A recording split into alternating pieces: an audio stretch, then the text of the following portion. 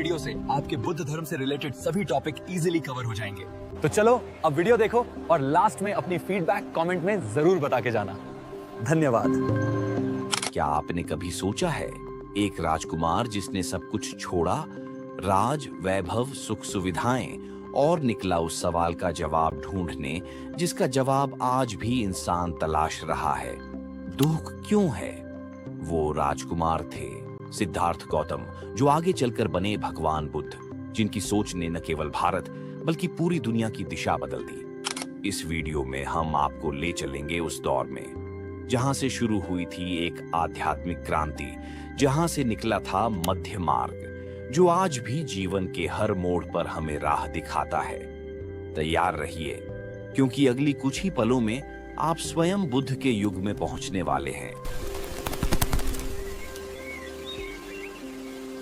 ओम मणि पद्मे हूँ, ओम मणि पद्मे हूँ, ओम मणि पद्मे हूँ। शुरू होती है लुम्बिनी नामक एक छोटे से बाग में, जहां महारानी माया देवी अपने मायके जा रही थी। वहीं एक शांत सुबह लगभग 563 ईसा पूर्व सिद्धार्थ गौतम का जन्म हुआ। कहा जाता है जैसे ही उनका जन्म हुआ, धरती पर एक अद्भुत प्रकाश फैल गया, मानो प्रकृति खुद कह रही हो, आज कोई असाधारण आत्मा आई है। मैं हूँ राजा शुद्धोधन। ये पल मेरे लिए गर्व का है, क्योंकि शाक्य वंश को एक उत्तराधिकारी मिल गया है। लेकिन शायद किसी को पता नहीं था कि ये बालक एक दिन राजा नहीं बल्कि धर्म का मार्गदर्शक बनेगा। सिद्धार्थ बड़े हुए तो उनका हृदय करुणा से भर गया। उन्होंने देखा कोई बूढ़ा है, कोई बीमार है, कोई मर रहा, और एक साधु जो सब छोड़कर शांति में लीन है। यही 4 दृश्य बन गए उनके जीवन का मोड़। इन 4 दृश्यों को कहा जाता है 4 दृष्टियां, 4 साइट्स। इन्हीं ने सिद्धार्थ को संसार के दुख का बोध कराया। ये संसार तो दुखों से भरा है, मगर ये दुखों का कारण क्या है?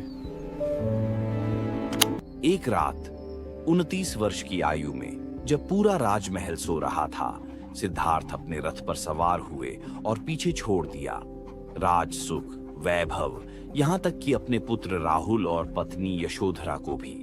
उस क्षण उन्होंने सिर्फ एक निर्णय लिया, सत्य की खोज। वो क्षण था गृह त्याग का। इस घटना को ही महाभिनिष्क्रमण कहते हैं, जो आगे चलकर पूरी मानवता के लिए ज्ञान का आरंभ बन गया। गृह त्याग के बाद सिद्धार्थ ने अपना जीवन पूरी तरह सत्य की खोज में समर्पित कर दिया। उन्होंने सबसे पहले कई आचार्यों से ज्ञान प्राप्त करने की कोशिश की, जैसे आलार कालाम और उद्रक रामपुत्र, पर उन्हें महसूस हुआ कि केवल विद्या से सत्य नहीं मिलता। इसके बाद उन्होंने अपनाया कठोर तपस्या का मार्ग। वर्षों तक उन्होंने अन्न जल तक त्याग दिया, यहाँ तक कि शरीर अस्थियों का ढांचा बन गया। लेकिन फिर उन्होंने समझा, अत्यधिक भोग और अत्यधिक त्याग, दोनों ही रास्ते अधूरे हैं। इसी अनुभव के बाद उन्होंने अपनाया मध्यम मार्ग, मिडिल पाथ, जो बौद्ध दर्शन का केंद्रीय सिद्धांत है। और फिर एक दिन वे पहुंचे उरुवेला नामक स्थान पर, जहां एक विशाल पीपल वृक्ष के नीचे उन्होंने ध्यान लगाया।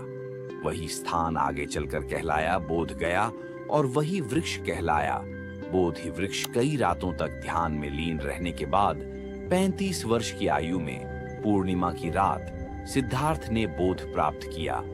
अब वे केवल सिद्धार्थ नहीं रहे, वे बन गए बुद्ध, अर्थात जागृत व्यक्ति।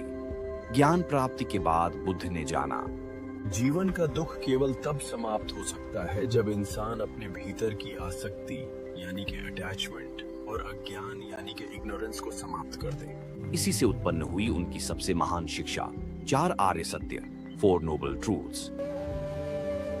पहला सत्य है दुख, यानी जन्म, बुढ़ापा, रोग और मृत्यु सभी दुखों के रूप हैं। दूसरा है दुख के कारण का आर्य सत्य, यानी तृष्णा। तीसरा, दुख के निरोध का आर्य सत्य, यानी इच्छाओं के समाप्त होने पर दुख का अंत हो जाता है। चौथा है दुख निरोधगामिनी प्रतिपदा का आर्य सत्य, यानी दुख को समाप्त करने का मार्ग, जो अष्टांगिक मार्ग है। 8 फोल्ड पाथ, ये उन्होंने पहली बार सारनाथ में बताया था। जिसे कहा जाता है धर्म चक्र प्रवर्तन, turning of the wheel of dharma. Buddha ने कहा था, जैसे वीणा की तार न बहुत कसनी चाहिए न बहुत ढीली, वैसे ही जीवन में संतुलन जरूरी है। यही संतुलन कहलाता है मध्यम मार्ग, मिडिल पाथ, और इसे जीने का तरीका बताया गया, अष्टांगिक मार्ग। यह मार्ग जीवन के 8 ऐसे हिस्सों को जोड़ता है जो मिलकर इंसान को दुख से मुक्त करते हैं और आत्मज्ञान की ओर ले जाते हैं। पहला मार्ग है सम्यक दृष्टिबंध। इसका अर्थ है चीजों को सही दृष्टिकोण से देखना। दूसरा मार्ग है सम्यक संकल्प। इसका अर्थ है सही विचार और सही इरादे रखना, क्रोध, घृणा और लालसा से दूर रहना। तीसरा है सम्यक वचन, यानी सच्चे, कोमल और उपयोगी शब्द बोलना, झूठ, चुगली या कटु भाषा से बचना। चौथा है सम्यक कर्म, जिसका अर्थ चोरी, झूठ और अनैतिक आचरण से दूर रहना, किसी को पीड़ा न पहुंचाना। पांचवा है सम्यक आजीविका, यानी अपनी जीविका ऐसे साधनों से कमाना जो दूसरों को नुकसान न पहुंचाएं। छठा है सम्यक प्रयास, यानी अपने मन से बुरे विचारों को हटाने और अच्छे विचारों को बढ़ाने का सतत प्रयास करना। सातवां है सम्यक स्मृति, यानी अपने विचारों, भावनाओं और क्रियाओं के प्रति जागरूक रहना, हर क्षण सचेत रहना। आखिरी है सम्यक समाधि, यानी मन को एकाग्र करके गहरी ध्यानावस्था में पहुंचना, जहां से वास्तविक शांति मिलती है। ज्ञान प्राप्त करने के बाद बुद्ध का जीवन ठहर नहीं गया। अब उनके भीतर एक ही उद्देश्य था, जिस सत्य को मैंने जाना है वह हर इंसान तक पहुंचना चाहिए। पहला उपदेश सारनाथ में 5 भिक्षुओं को दिया गया। यहाँ से संघ की स्थापना भी हुई। वह उपदेश केवल शब्द नहीं था, वह एक आंदोलन की शुरुआत थी, ज्ञान, करुणा और संयम का आंदोलन।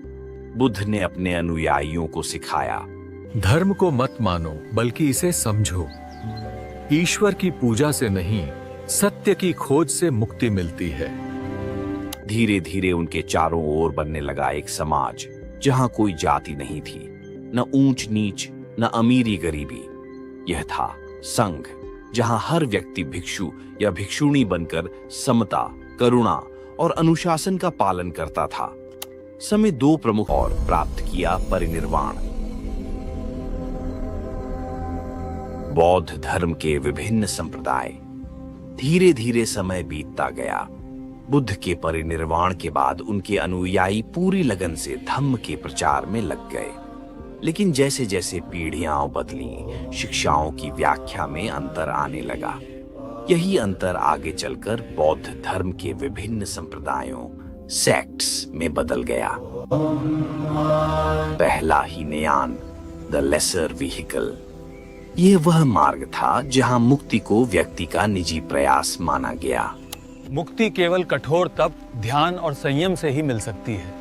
निर्वाण सिर्फ वही प्राप्त कर सकता है जो अष्टांगिक मार्ग का सच्चा पालन करे। हमारे संप्रदाय के अनुयायी बुद्ध को एक महान गुरु मानते हैं, न कि ईश्वर का अवतार। हमें थेरावादी भी कहा जाता है। हमारे प्रमुख ग्रंथ पाली भाषा में हैं। ओह, याद रखना, पेपर में आएगा। इसका विकास Sri Lanka, Myanmar, Burma, Thailand, Laos और कंबोडिया में हुआ। ये मानते हैं कि केवल भिक्षु जीवन ही मुक्ति का मार्ग है। दूसरा महायान, द ग्रेटर व्हीकल, ये वह मार्ग था जहां करुणा को ध्यान से भी ऊपर रखा गया। महायान संप्रदाय का उदय लगभग पहली शताब्दी ईस्वी में हुआ। हमारा मानना है कि हर व्यक्ति में बुद्धत्व प्राप्त करने की क्षमता है। हम बोधिसत्व की अवधारणा देते हैं। बोधिसत्व का मतलब वो व्यक्ति जो स्वयं निर्वाण प्राप्त करने के बाद भी दूसरों की मुक्ति के लिए संसार में बने रहते हैं। महायान संप्रदाय का प्रसार भारत, चीन, जापान, कोरिया और तिब्बत में हुआ। इसके अनुयायियों ने बुद्ध को देवत्व, गॉड लाइक फिगर का दर्जा दिया।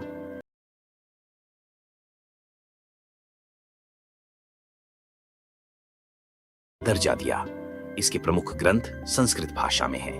प्रमुख महायान केंद्र नालंदा और विक्रमशिला विश्वविद्यालय। तीसरा वज्रयान, द डायमंड व्हीकल, यह मार्ग था ध्यान, तंत्र और मंत्र का संगम। वज्रयान बौद्ध धर्म की वह शाखा है जो महायान से विकसित हुई। इसमें साधना के साथ मंत्र, यंत्र, तंत्र और ध्यान का प्रयोग किया जाता था ताकि तेजी से ज्ञान प्राप्त किया जा सके।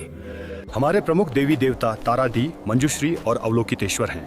हमारे साधक को तांत्रिक बौद्ध या वज्रचारी कहा जाता है। वज्रयान की उत्पत्ति भारत के बंगाल और बिहार क्षेत्रों में हुई। इसका प्रसार तिब्बत, नेपाल, मंगोलिया और भूटान में हुआ। प्रमुख बौद्ध ग्रंथ। धीरे धीरे जब बुद्ध के उपदेशों का प्रसार हुआ तो उनके शिष्यों ने महसूस किया कि अगर इन शिक्षाओं को लिख कर न रखा गया तो आने वाली पीढ़ियां असली धम्म को भूल जाएंगी। यहीं से शुरू हुआ बौद्ध ग्रंथों का निर्माण, जो न केवल धर्म के आधार बने बल्कि आज भी इतिहास और दर्शन के अनमोल दस्तावेज हैं। पहला त्रिपिटक, बौद्ध धर्म का मूल ग्रंथ। यह वह ग्रंथ है जिसमें समाया है पूरा बौद्ध दर्शन। त्रिपिटक का अर्थ है 3 टोकरी। यह बौद्ध ग्रंथों का सबसे पुराना और प्रामाणिक संग्रह है। त्रिपिटक के 3 भाग हैं। विनय पिटक का, सुत्त पिटक, अभिधम्म पिटक। विनय पिटक में संघ के नियम, भिक्षुओं के आचरण और अनुशासन की बातें हैं। और सुत्त पिटक में स्वयं गौतम बुद्ध के उपदेश शामिल हैं। यह भाग सबसे विशाल है। अभिधम्म पिटक एक दार्शनिक ग्रंथ है जिसमें बुद्ध की गहराई और विश्लेषण है। इसमें मानसिक अवस्थाओं और मनोविज्ञान से जुड़े सिद्धांत हैं। ये पाली भाषा में लिखा हुआ है। साथियों, ये दूसरा ग्रंथ है ललित विस्तर सूत्र। ये महायान बौद्ध संप्रदाय का ग्रंथ है जो संस्कृत भाषा में रचा गया। इसमें बुद्ध के चमत्कार, करुणा और जीवन यात्रा का सुंदर वर्णन है। इसका पेपर में डायरेक्ट सवाल आता है कि ये किस संप्रदाय से रिलेटेड है। तीसरा ग्रंथ मिलिंदपन्हो। जब यूनानी राजा मिलिंद ने बौद्ध भिक्षु नागसेन से प्रश्न किया तो वही प्रश्न बन गए मिलिंदपन्हो। यह एक प्रश्नोत्तर ग्रंथ है जिसमें राजा मिलिंद और भिक्षु नागसेन के बीच दर्शन और जीवन पर चर्चा है। यह पाली भाषा में लिखा हुआ है। यह ग्रंथ है महावंश और दीपवंश। ये ग्रंथ श्रीलंका के बौद्ध इतिहास के साक्षी हैं। दोनों ग्रंथ पाली भाषा में हैं। इनमें श्रीलंका में बौद्ध धर्म के आगमन, राजाओं के शासन और संघ की प्रगति का विवरण है। आगे चलकर बौद्ध धर्म के विकास के साथ कई अन्य ग्रंथ भी बने, जैसे बोधिसत्व चर्यावतार शंतिदेव द्वारा, जो करुणा और बोधिसत्व के जीवन पर आधारित है।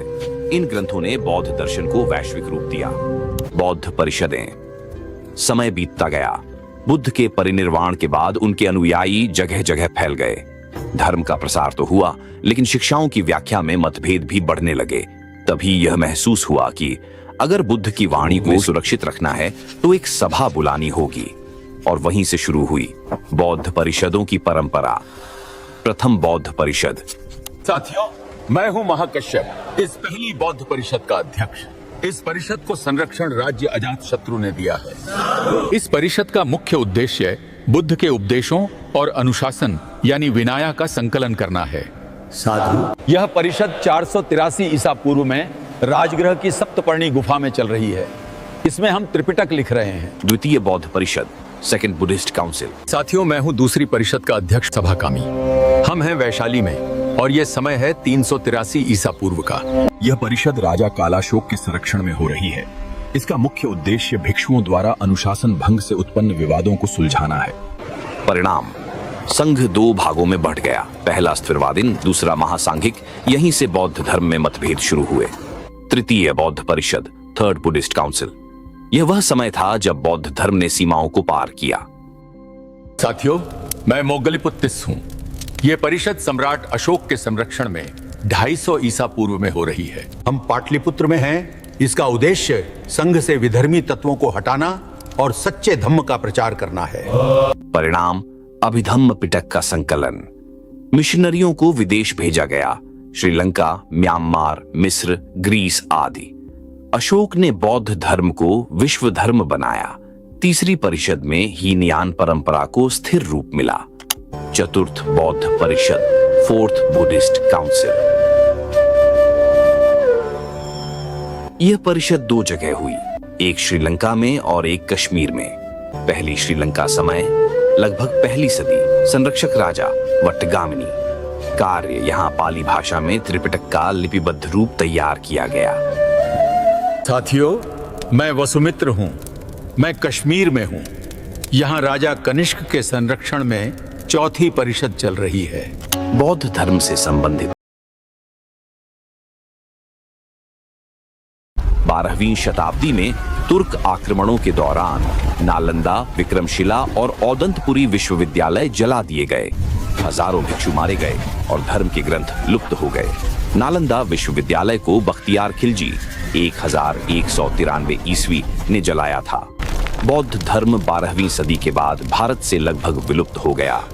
वो भूमि जहां बुद्ध ने ज्ञान पाया, वहीं उनके अनुयायी गायब हो गए। सिर्फ खंडर बचे और कुछ कहानियां। लेकिन इतिहास हमेशा पुनर्जन्म लेता है। करुणा की जो ज्योति बुद्ध ने जलाई थी, वो कभी पूरी तरह बुझी नहीं। ब्रिटिश अधिकारी अलेक्जेंडर कनिंघम ने सांची, सारनाथ, बोधगया जैसे स्थलों की खुदाई करवाई। भारत ने फिर से बुद्ध के पद चिन्ह खोजे। डॉक्टर भीमराव अंबेडकर ने 1956 में नागपुर में लाखों अनुयायियों के साथ बौद्ध धर्म अपनाया। इसे नवयान आंदोलन कहा गया। उनका नारा था, मैं हिंदू के रूप में जन्मा पर हिंदू के रूप में मरूंगा नहीं। अंबेडकर ने 14 अक्टूबर 1956 को दीक्षा भूमि नागपुर में बौद्ध धर्म अपनाया। भारत ने एक बार फिर शांति का संदेशदाता राष्ट्र होने का सम्मान पाया है। 2011 की जनगणना के अनुसार भारत में लगभग 84 लाख बौद्ध अनुयायी हैं।